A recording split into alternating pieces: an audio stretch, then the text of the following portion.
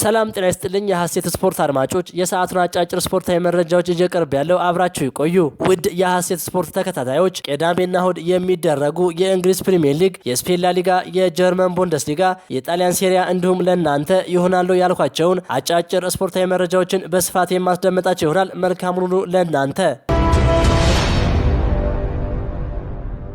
እንደ goal.com ከሆነ ማንቸስተር ሲቲ በቀረቡበት 115 የፋይናንሻል ፌር ፕሌይ ክሶች ጥፋተኛ ሆነው ከተገኙ ከ40 እስከ 60 ነጥብ ሊቀንሱ ይችላሉ። ይህም ከእንግሊዝ ፕሪሚየር ሊግ እንዲወርዱ ሊያደርጋቸው ይችላል። ይህ ዜና በእግር ኳሱ ዓለም ትልቅ መነጋገሪያ ሆኗል። ማንቸስተር ሲቲ ለ3 የውድድር ዘመናት ከፍተኛ እግር ኳስ መጫወትና ዋንጫዎችን ለማግኘት መወዳደር በጀመረ ቁጥር በ115 ክሶች ዙሪያ ያለው ጫጫታ እንደገና ይጀምራል። አዎ ፕሪሚየር ሊጉ በጣም ከባድ ክሶችን አቅርቧል።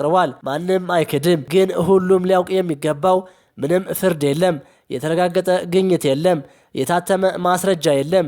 እስካሁን ያለው ቀጣይነት ያለው የህግ ሂደት ብቻ ነው። የተረጋገጠ መረጃ በሌለበት አብዛኛዎቹ በምን ላይ ተማምነው ይሆን ስለ ክሱ የሚያወሩት? በተቀናቃይ ደጋፊዎች ፍላጎት ወይስ በስሜት? ክለቡ ከመጀመሪያው ቀን ጀምሮ ስህተት መፈጸሙን ክዷል። እስካሁን ተመሳሳይ አቋም ይዘዋል። ሆኖም ብዙዎች ውሳኔ እንደተሰጠ አድርገው ይናገራሉ። ክሶቹ ከተረጋገጡ መዘዞች ይከተላሉ። ሊጉ ራሱ ከባድ ጥያቄዎች ያጋጥሙታል። እንደ ሲቲ ባለ ግዙፍና ዓለም አቀፍ ብራንድ ላይ ተጨባጭ መረጃ ሳይኖር ክስ ማቅረብ ከፍተኛ እብደት ነው። ክሱን ማረጋገጥ ካልቻሉ ጉዳቱ በቀላሉ አይጠፋም። አፍረቱ በቀላል ቅጣቶች የሚረሱ አይሆኑም። ክለቡም የራሱን እርምጃ ይወስዳል።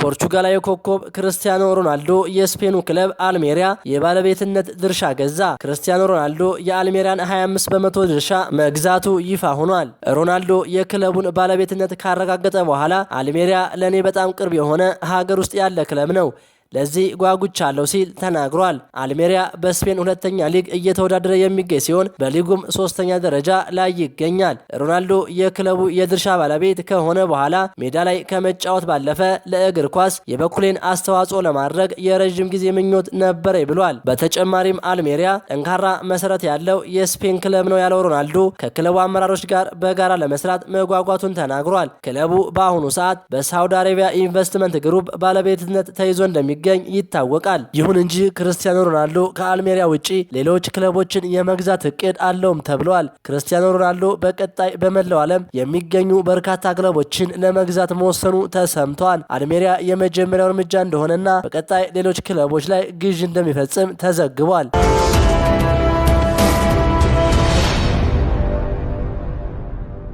ማንቸስተር ሲቲን መግጠም ያልፈለጉት የሪያል ማድሪድ ተጫዋቾች በአውሮፓ ቻምፒየንስ ሊግ ጥሎ ማለፉን ከተቀላቀሉ 16 ክለቦች መካከል አንዱ የሆነው የውድድር መድረኩ ሀያል ክለብ ሪያል ማድሪድ ተጫዋቾቹ የሆኑት አማካዩ ቹአሜኒ እንዲሁም ግብ ጠባቂው ቲቦ ኮርቶዋ በጥሎ ማለፉ ማንቸስተር ሲቲን ከመግጠም ይልቅ ስፖርቲንግ ሊዝበንን እንደሚመርጡ ተናግረዋል። በዚህ የውድድር ዘመን የአውሮፓ ቻምፒየንስ ሊግ ወደ ጥሎ ማለፉ የተቀላቀሉ 16 ቡድኖችን ለይቷል። በዛሬው ዕለት እንደሚወጣ የሚጠበቀው የጥሎ ማለፍ ድልድል ላይ 15 ጊዜ ያህል ይህንን ታላቅ መድረክ በማሸነፍ የነገሰው የስፔኑ ሀያል ክለብ ሪያል ማድሪድ በጥሎ ማለፉ ከእንግሊዙ ክለብ ማንቸስተር ሲቲ አሊያም ከፖርቹጋሉ ክለብ ስፖርቲንግ ሊዝበን ጋር እንደሚገናኝ ይጠበቃል። ሁለቱም ክለቦች በዚህ ዓመት ጭምር በዙር ጨዋታ ላይ የተገናኙ ሲሆን ማንቸስተር ሲቲ በቤርናባው 2-1 በሆነ ውጤት ማሸነፉ ይታወሳል። ከዚህ ጋር በተያያዘ አስተያየታቸውን የሰጡት ተጫዋቾቹ ከከተማ ርቀትነት እንዲሁም በተደጋጋሚ ከመገናኘት አንጻር በምክንያትነት ያነሱ ሲሆን እዚህም ወደ ፖርቹጋል ተጉዘው ስፖርቲንግ ሊዝበንን መግጠም እንደሚመርጡ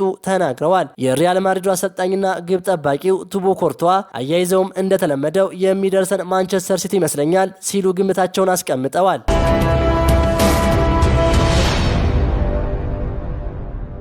የሰሜን ለንደኑ ክለብ አርሰናል ከየትኛውም ጊዜ በላይ አሁን ላይ ለዋንጫው የቀረበ ይመስላል። ሆኖም ዋንጫውን ለማንሳት ቼልሲንና ምናልባትም ተከታዩን ማንቸስተር ሲቲን በወሳኝ ጨዋታዎች ማሸነፍና በትንንሽ ክለቦች ላይ ነጥብ አለመጣል ይኖርባቸዋል። በአሰልጣኝ ሚኬል አርቴታ የሚመራው አርሰናል በዘንድሮ የውድድር ዘመን የፕሪሚየር ሊጉን ዋንጫ የማንሳት እድሉ ከፍተኛ ግምት ከሚሰጣቸው ጉዳዮች አንዱ ነው። ካለፉት ጥቂት ዓመታት ስኬታማ ጉዞ አንጻር መድፈኞቹ ባለፉት 2 እና 3 ዓመታት ለዋንጫው እስከ መጨረሻው ድረስ መፋለማቸው ይታወሳል። ይህም አሁን ላይ የተገነባ ወጣቱ ቡድን ጫናዎችን የመቋቋምና ወሳኝ ጨዋታዎችን የማሸነፍ ልምድ እንዲያገኝ አድርጎታል። የዊሊያም ሳሊባና የጋብሪኤል ማጋሊሽ ጥምረት በሊጉ ካሉ ምርጥ የተከላካይ ክፍሎች አንዱ ሲሆን ዋንጫ የሚያሸንፉ ቡድኖች ጠንካራ መከላከል ላይ የተመሰረቱ ናቸው። ማንቸስተር ሲቲ በበኩሉ አሁንም እንደ ዋና ተቀናቃይ የሚታይ ሲሆን የማሸነፍ ስነልቦናቸውና የክለቡ ስብስብ ጥልቀት ለአርሰናል ትልቅ ፈተና ሆኗል።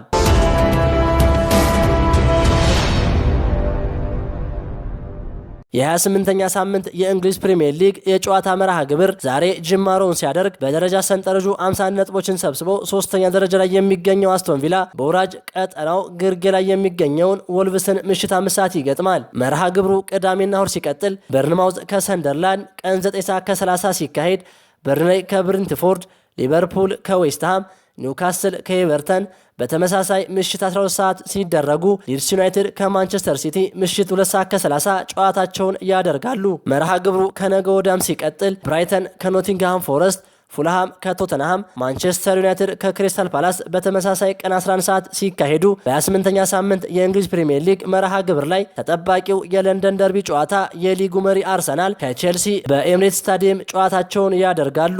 ጨዋታው እሁድ ምሽት 1 ሰዓት ከ30 ሲል የሚጀምር ሲሆን ፕሪሚየር ሊጉ ሊጠናቀቅ የ11 ጨዋታዎች ዕድሜ ብቻ ይቀረዋል።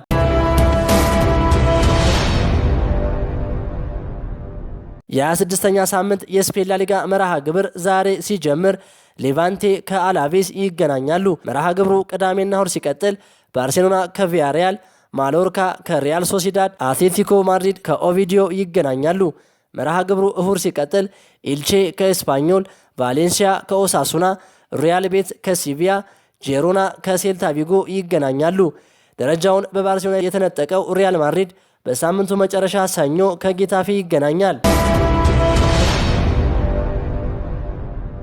በጀርመን ቡንደስሊጋ ባየር ሊቨርኩሰን ከሜንዝ፣ ቦሩሲያ ሞንቸግላድባ ከዩኒየን በርሊን ሲገናኙ በዚህ ሳምንት ተጠባቂ ጨዋታ ቦሩሲያ ዶርትሙንድን ከባየር ሙኒክ ያገናኛል።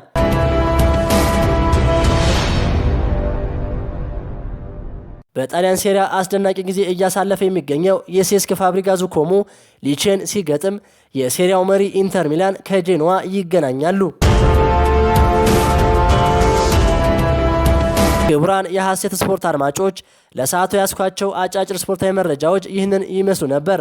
ሐሳባችሁን በኮሜንት አጋሩኝ። ለሌሎች ስፖርት ወዳጆችም እንዲደርስ ሼር አድርጉት። ቸር ተመኘን።